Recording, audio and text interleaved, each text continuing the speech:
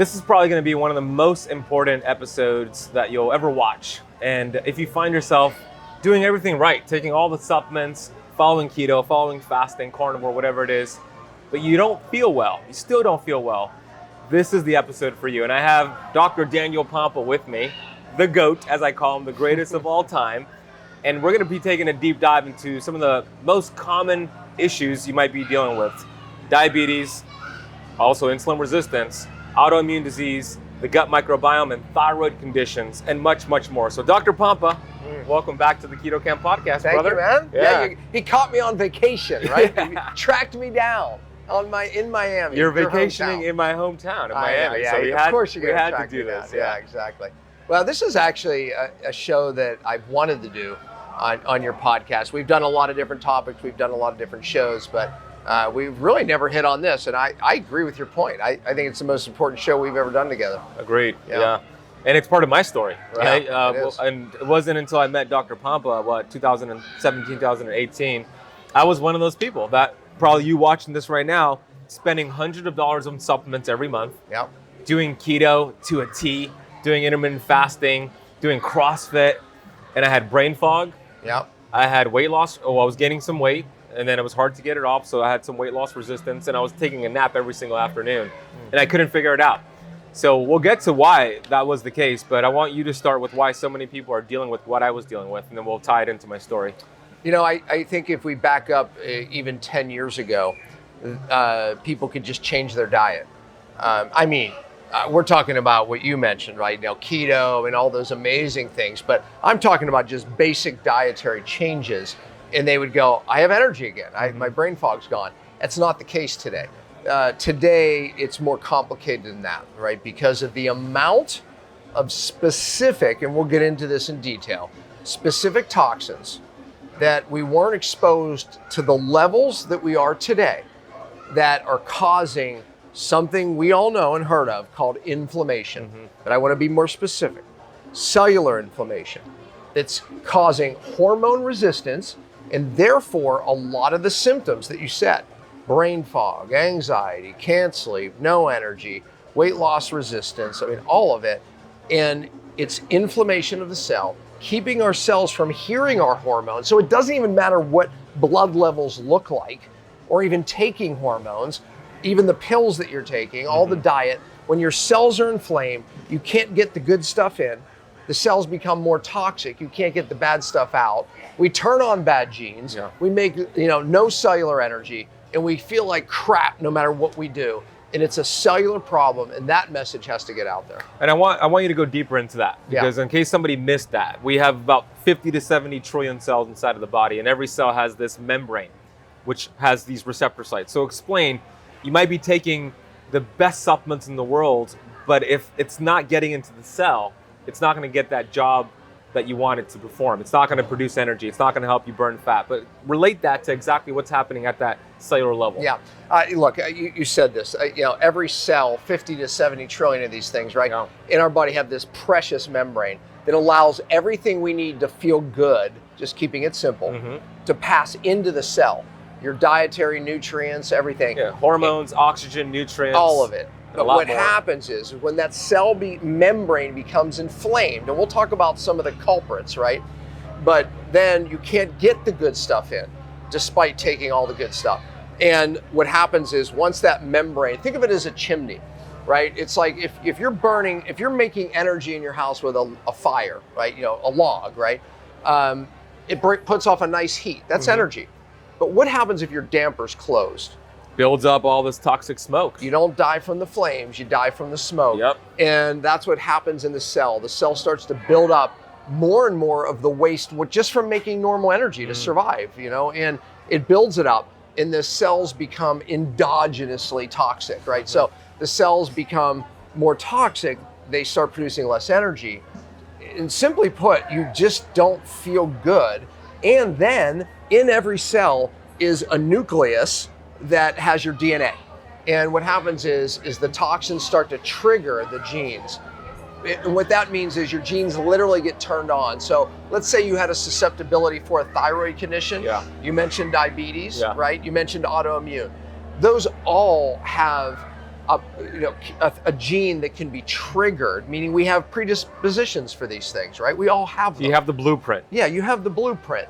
However, the gene has to be triggered. Correct. But it's these toxins that build up in the cell that can trigger the gene. And now all of a sudden you get the diagnosis. What people aren't being told is you can actually turn the gene off. But what people aren't being told, it's toxins most often that are actually triggering these genes. And then we get the label of the autoimmune, thyroid, whatever it is. So a lot of people think the solution to that, let's say they have low testosterone or low thyroid hormone, let's just take hormones. But to your point, if it doesn't get into the cell, it doesn't matter what your blood levels look like. And I'd love for you to give the analogy of the person who goes to the gas station and they try to open up that gas tank. You remember that analogy? That's a great analogy. Yeah, give that one. I call Ben the king of analogies. He really no. That's your analogy. Yeah, I know, but I sometimes forget to use it. But it's a great analogy. So I have a kid analogy too. But no, he's right. So imagine your car, right? A car needs gasoline to run to have energy, right? To do what it needs to do. And you go to the gas tank. And this actually happened to people when they used to lock the gas tank. Yeah, that's right. You can't get into your, for some reason. I've actually had where I rented a car and couldn't find the darn thing, right? And I couldn't open it up. But if you can't get the gas in the car, it doesn't help by spreading gasoline on the car. Arguably, that would be a problem.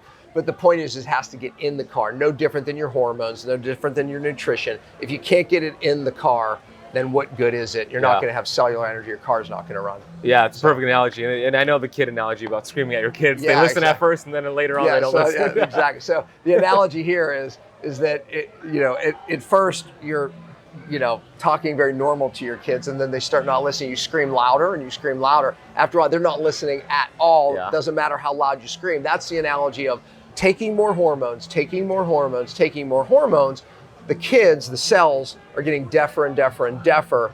And is that a word, deafer? More deaf. More deaf, yeah. I thought that sounded odd. More deaf as the time goes on, and they're listening left. Maybe just whisper. I think here's what I do want people to hear, because right now it's very in vogue to take hormones. Yeah. There's a time and a place. I'm not going to say there's not. However, what I want people to hear is when we look at low blood levels of hormones today, and you could tell your little story here, but we compare levels to very healthy countries that age normally without disease. They have low hormone levels in their blood. The difference is their cells are very sensitive to the hormones. So here we are in this country looking at low blood levels, calling it a pathology, a disease, and taking hormones instead of really looking at the problem, and that's the cell. That's, I think, where we need to look. So that's so important. Yeah. It's not about the blood levels. Dr. Pompa just made the case. It's about the sensitivity of those integral membrane proteins, the receptor sites. And you told me recently, a guy, for example, could have 800, a level of 800 in their testosterone, in their blood work of testosterone, 800. But if it's not getting into the cell, arguably somebody who has 300 or 400 but has very sensitive receptor sites would feel better and get a better result. Absolutely. Even though the blood levels are dramatically different. They could have half the blood levels, right, but the receptor sites are different. That's the name of the game. Yeah, and you have to understand that when you start taking hormones, you're playing a very difficult game, because there's a control tower in the center of the brain, the hypothalamus pituitary, which regulates the levels. So when you need more, it gets a signal, your hypothalamus, to tell your pituitary to tell your body to release more hormone, right? And that's a very delicate feedback mechanism. When you start taking hormones, you're disrupting that control tower in the control tower. And oftentimes, most oftentimes, your body eventually stops producing its own. Now you're on your own trying to figure out what innate intelligence figures out for you. That's right. Yeah. So it's a negative feedback loop, right? It kind of tells, hey, you got all this exogenous hormones coming in. You don't have to do your job anymore. Or go take 2 weeks off or a little bit, like lay off a little bit. And it forgets how to do it naturally. Innate intelligence kind of loses that ability or forgets how to use it effectively. All right, the four main issues out there. Well, first of all, before we get to them, I want your viewpoint on what symptoms are inside of the body, because we've been brainwashed, and I was sharing yesterday on stage, and you were too, about the innate intelligence and how we've been brainwashed that symptoms and diseases and diagnosis are evil. We should hate them. We should chase those symptoms and mask them up. But what do symptoms mean to you? Look, I live my life this way. Symptoms to me are a warning light like you get in a car. Yeah. Something's wrong in the engine. It's funny because when I give people the analogy, no more would you put a piece of tape over that warning light saying that there's something wrong. You wouldn't do that, right? You would take your car to the mechanic or the dealership and say, this light's on. What do I do? Oh, thank God you brought it in. Your oil was leaking and you're out of oil. You're blowing up your engine or whatever's wrong, right? But yet we do this with our bodies constantly. Yeah. We have a headache, we take something. We have this, we take something instead of actually dealing with the problem. Exactly. Right. Yeah. And there's a cause. I live my life from cause and effect, meaning there's a cause to something. I don't live my life from effect. I live knowing there is a cause. And when I was sick looking for answers, I refused to cover my symptoms. I mean, look, again, there is a time and a place to cover a symptom because you have to live life. But you still need to realize that you have a headache, you have fatigue, you have weight loss resistance. There's a reason in taking, XYZ is not going to necessarily solve the problem without getting rid of the actual cause. That's right. So you made the case for identifying why we have cell membrane inflammation, right? This is chronic inflammation. He distinguished that versus acute inflammation, which actually could be a good thing. Your body's delivering inflammation to heal itself acutely, but chronic membrane inflammation is the reason why people don't feel well.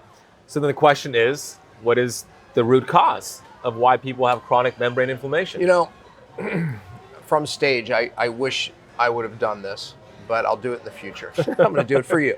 I draw a big bucket, right? Imagine we all have this stress bucket, if you will, that fills up from the time in utero in mom. And I did make that point, meaning that if mom has these silver fillings that contain 50% mercury, there's a study called the 𝙆𝙊𝙍𝙍𝙏 study that shows that the number of fillings mom has is proportional to how much mercury they actually find in the baby's brain in utero. Wild. Mom's lead levels.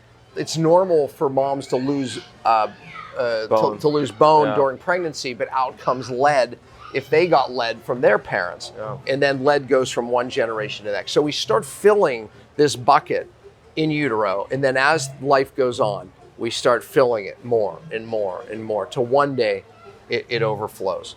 So if we look at the day that bucket overflows, that's the day that my fatigue became unruly, right? And I couldn't get through it anymore. My bucket overflowed. It was a day I had 2 silver fillings drilled out and unknowing had mercury vapor. And again, unknowing to me, I was filling up that bucket my whole life. That was the straw that broke the camel's back. But then I couldn't come back from that, right? So that drives cellular inflammation. In the bucket, though, you have to understand the big accumulators are certain heavy metals, which, we're exposed to today at levels we never, ever saw before. And generationally, you inherited your first load from your parents only to add to it. And today, this is a big problem. There's another chemical called glyphosate that we weren't even exposed to as kids, You're well, right. at least me, that it is sprayed on all of our food. And according to studies, it's allowing these already exposed toxins that we inherit to drive deeper into our brain and our bodies. And so this drives cellular inflammation. And I mentioned it briefly. There's toxins called neurotoxins. These are toxins that drive deep into the brain and nerve tissue, and they bioaccumulate. That means that this is no in and out exposure. This stays with you and accumulates in that bucket. So we could all go through our bucket, moldy homes, certain infectious exposures, this, that, and all of the things we use, the personal care products that are loaded with different chemicals that are endocrine disruptors that cause us a disruption of our hormone system is what that means. They accumulate. Certain heavy metals are accumulating in the air we're breathing today. So these types of toxins are what that's how I got my life back, getting rid of them. That's how you got your life back, getting rid of them. That's exactly it. But they drive cellular inflammation. So those toxins, to your point, toxins love fat, and the body's very smart, right? It wants the body wants to survive. You always talk about the number one priority for the innate intelligence is survival. So when these toxins enter the body, instead of killing us right away, it sends it to the fat cells, sends it to the membrane of the cells, which are made of fat, right? And that's a survival mechanism, but over time it's building up the stress bucket, it's building up to create disease. So it's saving you short term, but building disease later, all for the sake of survival short term. Yes, absolutely. Right. And Ben talks a lot about the bad oils, canola oil, vegetable oils, all the seed oils. Yeah. They go in and they go into these fatty membranes, they drive cellular inflammation. We just told camera guy there who's holding our camera, look, man, you've got to give up the oils. They stay with you for years. And as these oils and the toxins we're talking about build up in the body, your cells become more and more deaf, like our children, right, to the screaming. Doesn't matter how many hormones you take, doesn't matter the diet you eat at a certain point. When we get our cells in this inflammatory state, now we're in deep trouble. And now we have to, that's how I landed myself sick, right? Yeah, me too. So let's talk about those conditions and how we could approach those. So if somebody's watching, we'll start with diabetes, and we'll also we'll put insulin resistance into that bucket, because insulin resistance, as you know, 5 to 10 years, 15 years or so, and then boom, A1C changes to the point where they're diagnosed with diabetes. But that's happening over years, and you can make the case for other diseases and conditions as well. So how do these toxins relate to diabetes? We were at the grocery store yesterday, and we were at Publix, which is a supermarket here in Miami. And as we were shopping for pet food for your dog, well, grass-fed beef for your dogs, it hit me that the same Publix we were at, the same supermarket, was the same exact supermarket that I would take my dad shopping every Tuesday, and I would have a list of the food. He was diabetic, type 2 diabetic. I would have a list of the foods his doctors told me to buy for him. Yeah. And I would take him every Tuesday, and it was Fiber One bars, Gatorade Zero, Nature Valley. So we recorded a video, and we showed what's in those products and why we were giving such bad advice. But you mentioned that there was some research that you've seen that 80% plus. I think it's 85. 85. I may have misquoted. Share that with diabetes. Is toxin related, meaning that we think of diabetes, type 2 diabetes especially, as just a food problem. Well, okay, food has a lot of toxins in it today, right? So arguably that's a toxic issue too. But literally toxins make their way around the membranes, as we're speaking about, driving inflammation, causing the resistance, meaning deaf cells, to insulin resistance. And then the other connection that they made in the article was the fact that toxins are also driving autoimmune, which is a part of thyroid, diabetes, which people don't realize. Their own immune system can drive inflammation, attacking the receptor sites, even the hormones themselves. And now we're fighting our own body. So when we add up, and by the way, type 1 is autoimmune, right? And toxins, when you look at the research there, they used to say, oh, it's just unlucky. You got type 1 diabetes, someone in your family had it. We know it's not that simple. We know that it's toxin in origin. So the fact is that's why we see this massive explosion of type 1 and type 2 diabetes in this country in younger and younger kids. And we know it's not just them eating sugar. We know the toxins are actually a big, big problem. Yeah, inflammation is the number one cause. Yeah, cell membrane inflammation. And to your point, it used to be called adult onset diabetes, and now it's just called type 2 diabetes because so many children started getting it. Yeah. So we know, of course, keto, fasting, great for lowering glucose and insulin levels. But for a lot of people, to your point, that might get you to a certain point. If you have a toxicity issue, you got to take care of that. Yeah. Well, I mean, if you look at how many, there's probably many people out there with insulin resistance or diabetes, period, that are saying, I'm the guy, right? Or the gal. I've changed my diet. I do everything well, yet I still can't seem to get this under control, because you really never dealt with the toxic issue at the cellular level. And I want to be cautious there too. What I teach, as you know, is not, just detox, take a sauna, 10-day cleanse, more poopers or, those types of cleanses. That's not real detox. That's not cellular detox. That's not what got our lives back. Correct. Yeah, well, we're going to talk more about the difference between upstream and downstream detox. But so we made the case that diabetes can be a toxicity issue, at least for a majority of people. Thyroid conditions, Hashimoto's, hypothyroidism, hyperthyroidism. What happens with specifically mercury and the thyroid gland? There's thyroid. First of all, let me start here, right? I think it's estimated 98% of thyroid conditions are toxic related in origin. Okay, so that's almost everything, right? So be clear, they call the thyroid the canary in the coal mine. Yeah. And I always back up and go, I'm probably dating myself because not everybody knows that. Yeah, exactly. You might not have heard that saying, okay? But in my day, canary in the coal mine, right? So what that meant is you're so sensitive to toxins. They used to literally bring canaries into coal mines. Yeah. And if the canary died, that means there was a gas get out because they were so sensitive that what would happen is they would die first and it gave you a chance to get out. The thyroid is the canary in the coal mine. Yep. And it's the first to be affected by toxins. So most thyroid conditions toxin related. But to your question, what was the question? Mercury. Mercury.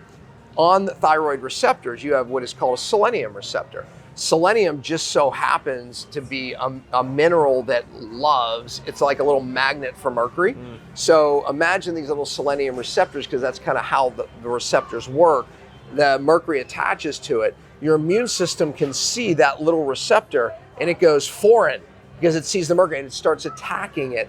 And many thyroid conditions, undiagnosed, are in fact autoimmune, where the body's attacking either the thyroid, the hormone itself, or a different part of that combination. And it's autoimmune, driven by a toxin. And how long does it take for that to show up on lab work? Yeah. So in my own case, right, I knew I was cold all the time. Yep. My hair started thinning. I would see it in the drain.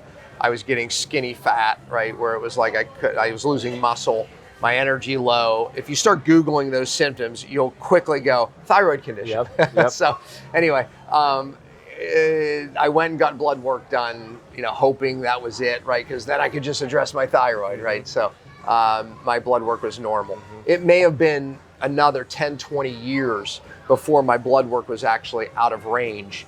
But most thyroid dysfunction happens 10, 20, 30 years before the blood work's off.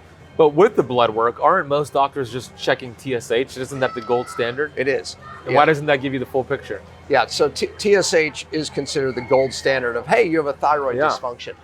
There's surprisingly not one study that shows that TSH has anything to do with normal thyroid function. I hope you heard that. Not one study. Yeah. Because it's showing you more of the communication between the pituitary and thyroid, the problem. right? Yeah, exactly. So what do you recommend? Looking at what with thyroid? Yeah, I mean, you could look at like free thyroid level, free T3 levels, right? Reverse T3, yeah, reverse antibodies. T3, and looking at antibodies, right? Because a lot of people are taking thyroid medications going, it makes my blood work normal, but I don't feel normal. Yeah. And you may have autoimmune, right? And you wouldn't know without measuring the thyroid. And by the way, the reason why most doctors don't measure antibodies to autoimmune thyroid is because their treatment's the same. That's right. Here's the T4. There's nothing they'll do different, so why do that test? Yeah.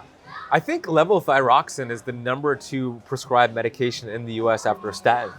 And isn't that it's T4, right? T4, which is called an inactive form of thyroid hormone. So that might not do anything if it's not being converted to T3, right?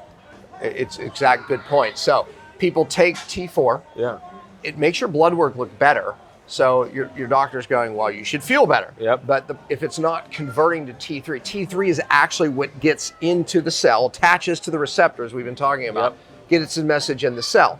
So most of that conversion takes place in the liver, in the gut, and toxic people have problems with the conversion. Yeah. They don't tell you that, right? Oh, and then toxic people have inflamed membranes, so their cells can't hear it, even if some does convert. So you can see why we're going about these hormone conditions completely wrong.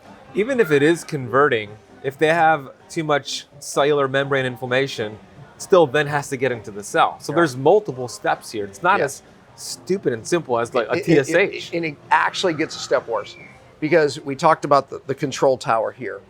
Studies show certain neurotoxins, where they accumulate the most, for whatever reason, is the hypothalamus pituitary. That's what controls your thyroid, your adrenals, your hormones. So when those build up, and by the way, that was my issue. I was doing everything, even naturally, to try to balance out my hormones, my thyroid, my adrenals, and yet I wasn't working. And I realized it's the pituitary, it's the control tower. Then I tried to address that, and it wasn't working at all. I was getting like more anxious. The reason is because I didn't realize that the neurotoxins that had accumulated there, that was the issue. I couldn't just support these glands and get a lasting result. I had to get rid of the toxins in the control tower. So I want to transition to autoimmune disease. There are over 100 autoimmune diseases out there, and I believe an additional 40 that are connected to autoimmune disease. But let me ask you this question right off the bat. How long on average does it take for autoimmune disease to be diagnosed from a traditional doctor? Years. Like 5 years, 10 years, 20 years? I think I said this from stage the other day. I said it's estimated that 95% of America has some form of autoimmune. Let's be clear, hyperimmunity is autoimmune, where your immune system's overreacting. And I said, oh, well, how do you know? Well, it's simply most often the symptom of, I just don't feel good. I just don't feel good, and I don't know why, and I've tried everything. That means your body could be attacking itself. It could be 20, 30 years later, as we were saying earlier, that you actually go, oh, I have lupus, I have Crohn's, I have 20, 30 years later. That long. Meaning the whole time you weren't feeling well, and the stress bucket was just filling up, and then it overflows, diagnosis. Yeah, diagnosis. Yeah. So, okay, let's talk about autoimmune. I mean, explain how that relates to the gut, because there's a connection there, and there's a toxin out there that is probably the root cause of what's happening in the gut. So you shared on stage, and share it right now. Yeah, exactly. Autoimmune, I always draw a three-legged stool for autoimmune. Yes, we all have genetic weaknesses. A gene gets triggered. Yours might be lupus, mine might be rheumatoid arthritis. Yeah. Mine's Raynaud's. Raynaud's, there you go. Yeah, I knew that actually. So we all have them. I have them too. And again, be clear. Any stressor can trigger a gene, but it's mostly these types of toxins that we're talking about that have the ability, the strength to trigger the gene. And typically it happens in a perfect storm of three stressors coming together, and boom, the gene gets triggered. Imagine that being one leg of the stool. The other leg is the stressors that turn on the gene. And then the last leg is this gut component. So what I mean by this three-legged stool analogy is all three of these things have to be there, and then you end up with the condition. The solution, we have to address all three of these things. You know, a lot of what I teach is how we turn off the genes, how we detox at the cellular level to turn off the genes, and then obviously the gut. And you asked the question, there's certain bacteria in our gut that we need in a certain number to make cells called T regulatory cells. Those are just cells that tell your immune system, they're immune cells, that everything's okay, calm down, don't overreact. They're called T regulatory cells. They regulate, right? And if you don't have enough of this bacteria, then you don't make enough of those cells, and now it's part of the three-legged stool to where you end up with this hyperimmunity. So we know certain toxins destroy these bacteria and don't allow us to regulate our immune system. One of those toxins is glyphosate. Yes. Right, so one of the biggest ones out there. And you made the point earlier that when you were a kid, you were not exposed to the amount of glyphosate that we have now. It's everywhere.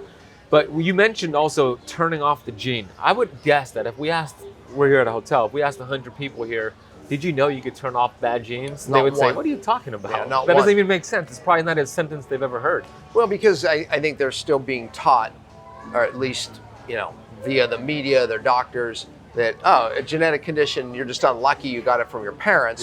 So how possibly could you turn that off? That's the old dogma that died in the 80s. The Human Genome Project proved that most genetic conditions are epigenetic, meaning above the gene.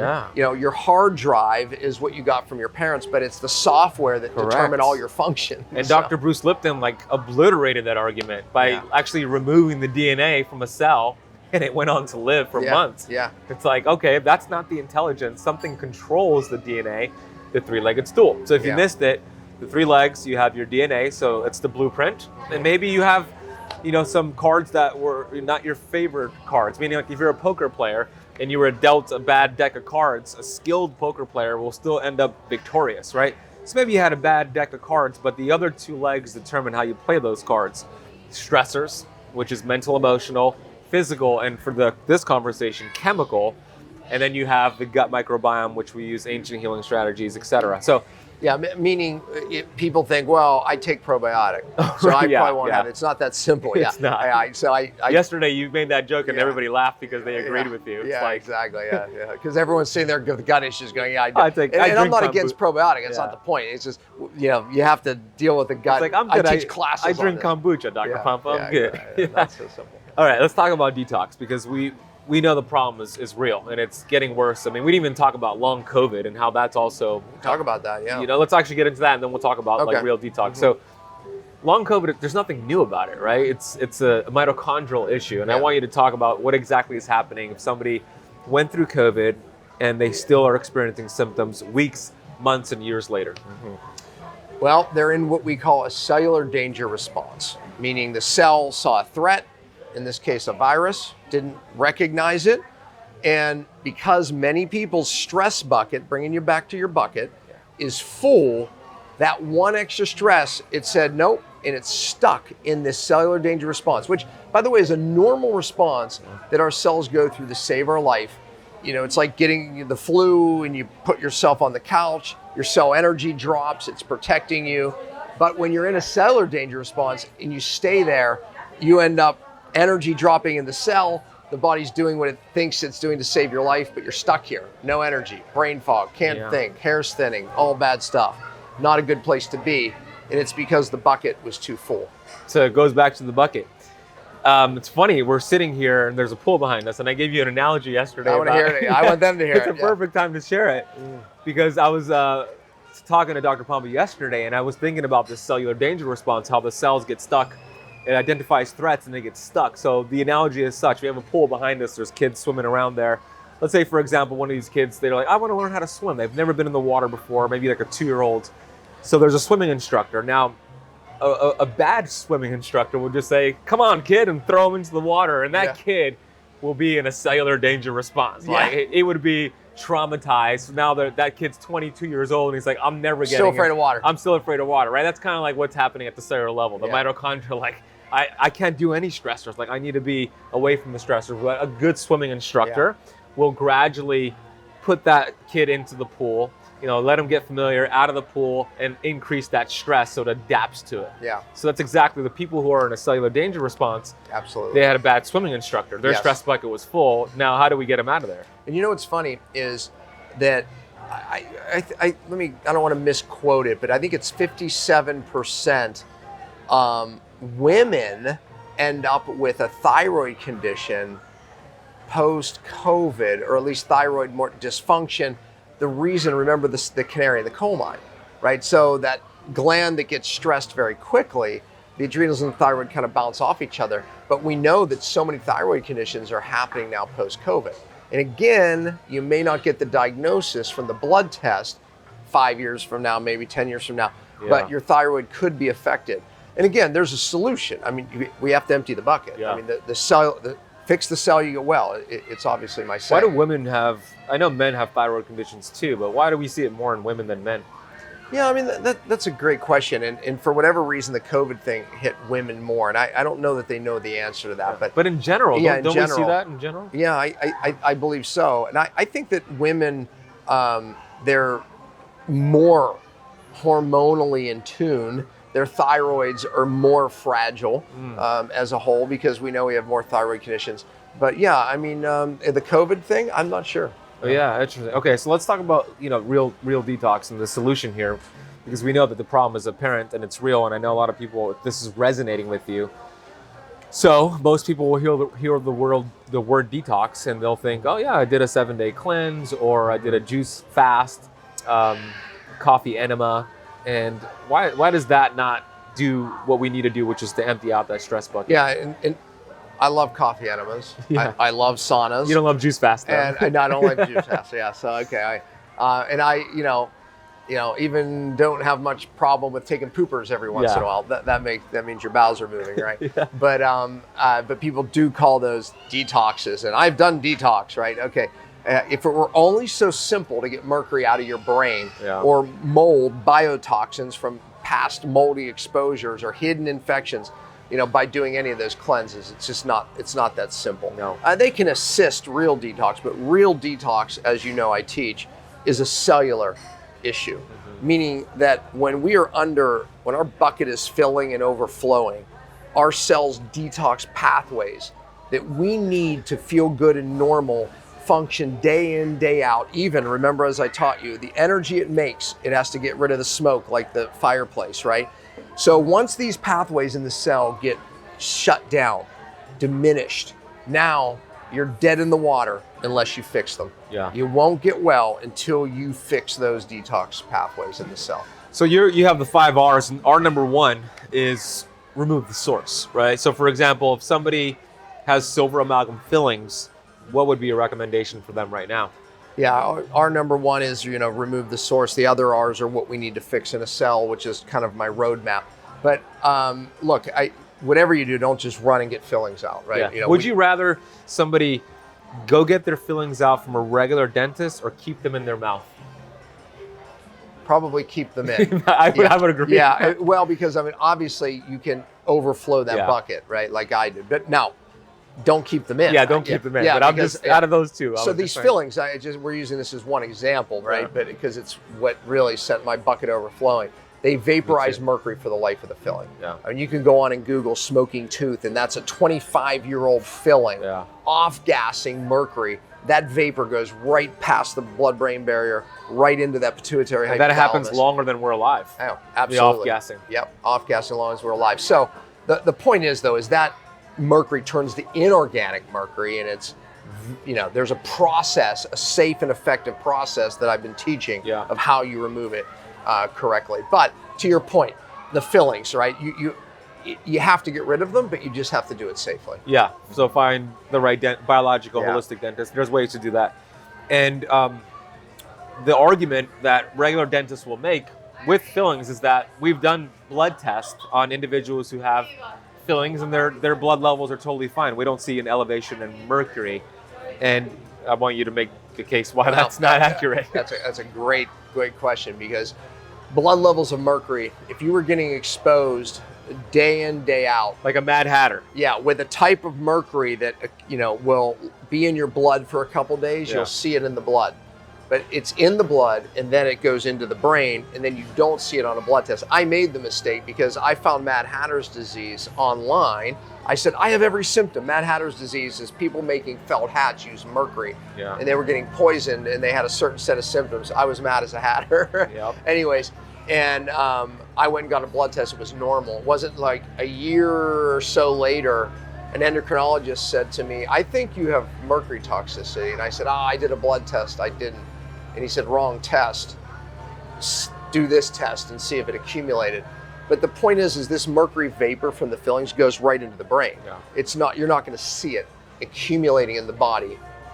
So yeah, not a good test. Yeah, there's no way to test unless you do autopsy. Or a biopsy. Nobody's going to do that. But the best way is to do a health history, right? So if you ever had silver fillings, you have mercury in your brain. If your mom ever had silver fillings, you have mercury in your brain. So that's the best way to determine mercury in your brain. Exactly. Anxiety, brain fog is like classic. The thyroid conditions that we spoke about. Where are my keys? Yeah, thyroid conditions. Obviously, mercury's absolutely a big part of. And again, I don't want to outshadow some of these other toxins like lead, which cause other problems. But mercury, the anxiety, the irritability, the inability to sleep, right? I mean, those are definitely signs that you could have a mercury issue. And then we have the next step of this process where, let's say somebody had fillings, let's say they got them out safely, and they're like, oh, my fillings are already out. There's no need for me to do detox. Well, you already made the point. It's in your brain. You got it removed here. First step from the mouth, you got to get it from the brain. But the next step to that, go ahead. You want to? Yeah, no, I was going to bring up what happened at the seminar yesterday. That's what I was going to say, right? Ahead, and then people say, I took cilantro, I took chlorella, I did chelation therapy. Disaster. So, and maybe we'll share that example of that question from yesterday because you spoke. So go ahead, bring that up. Yeah, no, literally. But yeah, the cilantro, the chlorellas, those are weak binders. They typically just cause more redistribution in throughout the studies, body. It shows it works in a petri dish. Right. But when it's mixed in the body, it's a completely different story. Not so. And you compare that to those cleaning.